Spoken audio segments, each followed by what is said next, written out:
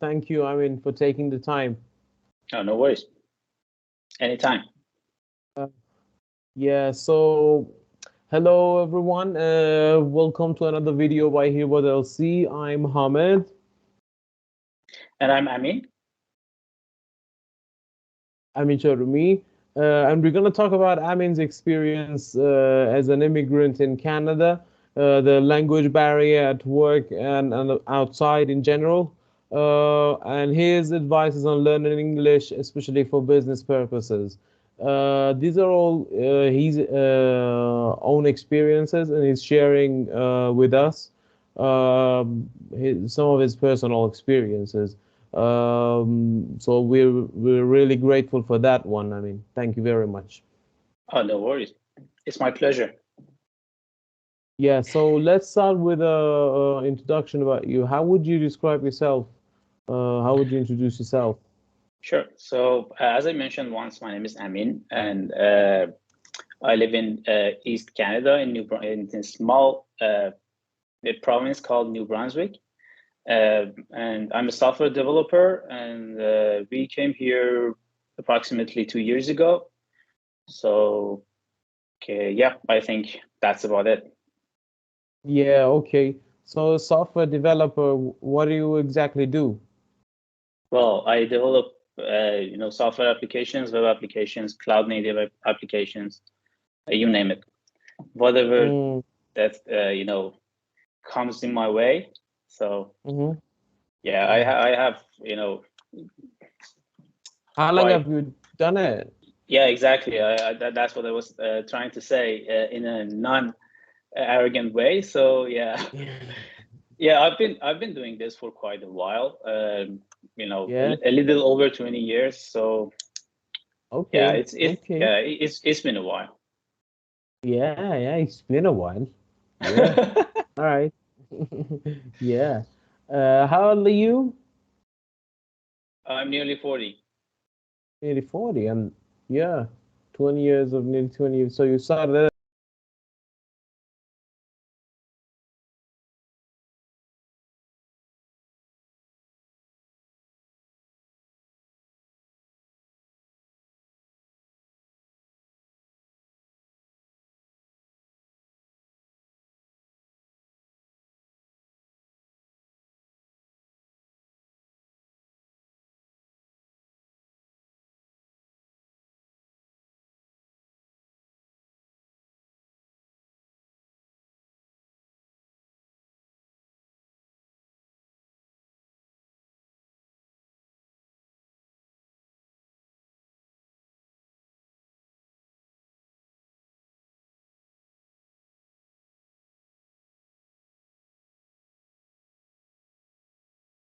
If I'm not mistaken, 33. So before that, I learned here and there from you were TV already shows. And advanced student back then. So I presume that you self-studied all your way up to the advanced level. I wouldn't call that advanced. I appreciate, how you put it, but I would say maybe intermediate or upper intermediate. But yes, whatever that I knew back then was kind of self-taught. So by watching TV, watching uh, a lot of movies and TV shows, reading a lot of articles, considering my line of work, so that helped a lot. But yeah, so Okay, so you now we know that you read a lot and you can speak well, as we can see it now. Uh, you're too how kind. about the other two skills out of four? About writing and listening. How about those? Oh, listening came with watching lots of movies, like listening to music, listening to movies, TV shows, because those people are like native speakers and they speak the language.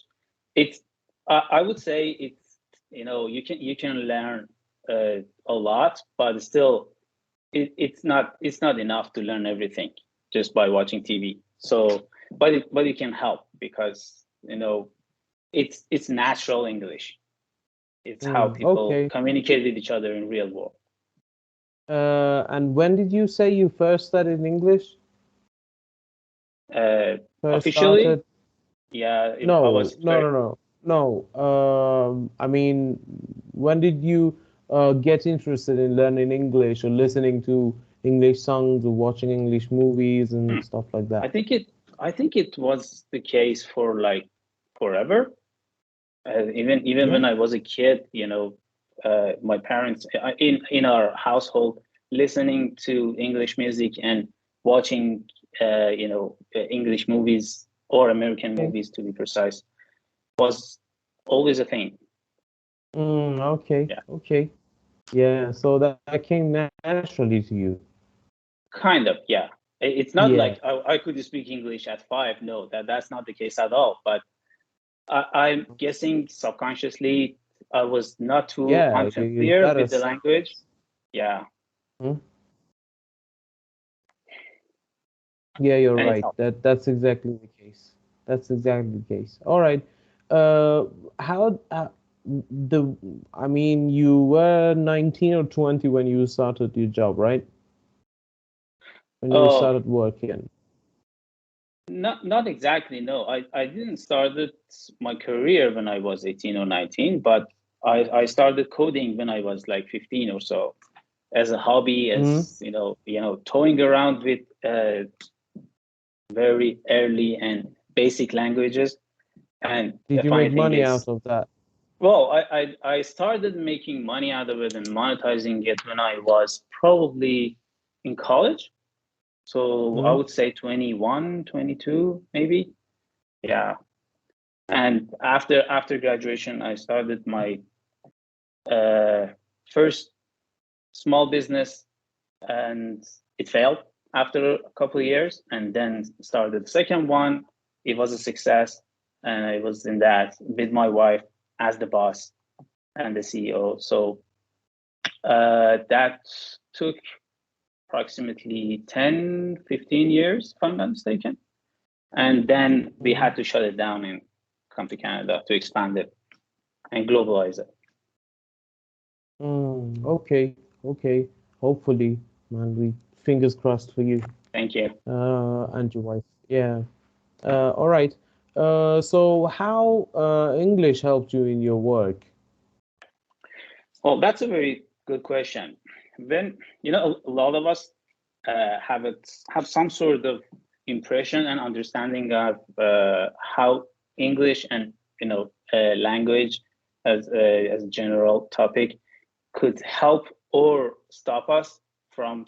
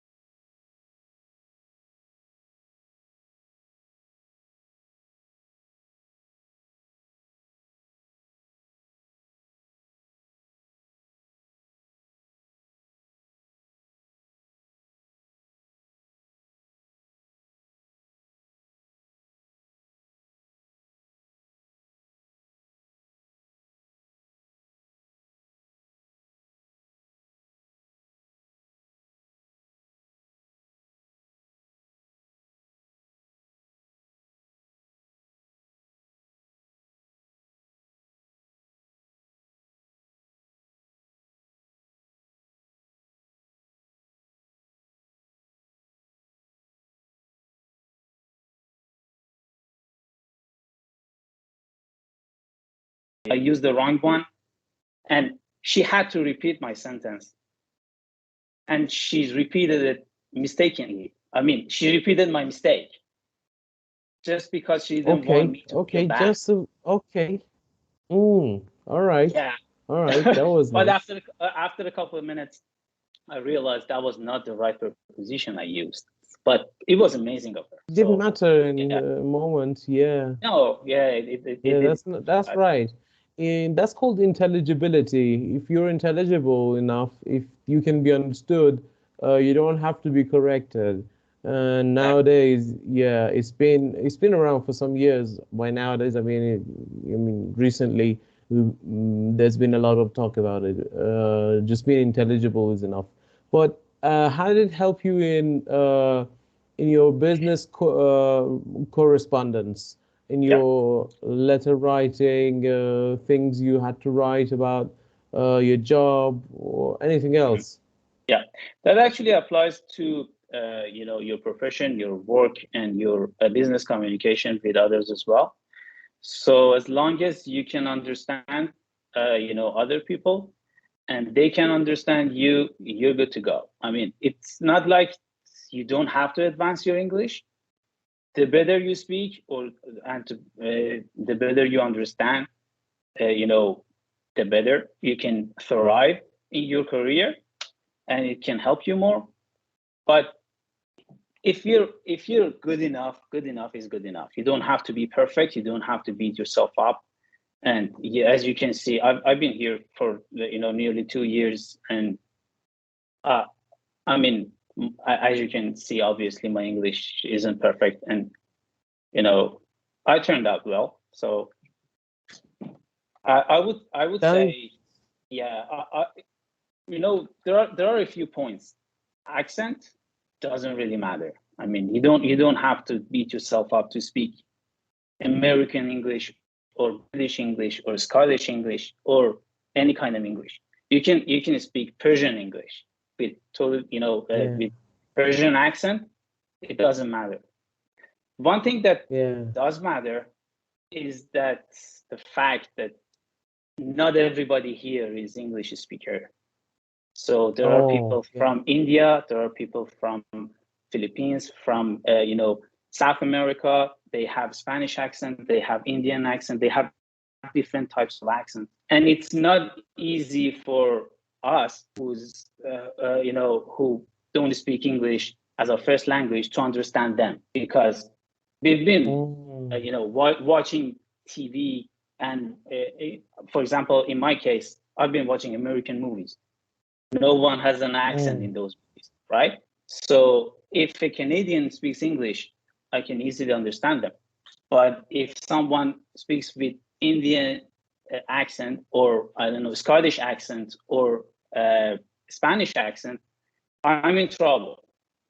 And mm. that's something we need to consider. That's something we need to practice, because at work, if you I mean, in most cases, more than 50% of people you communicate with are not native English speakers, and they have accents. Okay. Okay. Yeah. Okay. Is it the case in every state in Canada, every uh, province? I would say so. I mean, I don't have experience in all of the provinces here, but I've dealt with people from British Columbia, Ontario, uh, and in our own province here in New Brunswick. And Mm, yeah, I would say it's the case everywhere. I mean, in Ontario, it's even more of a case, because okay. yeah, they have a How about Toronto? population. Yes, Toronto specifically has I think the proportion of immigrants is quite high.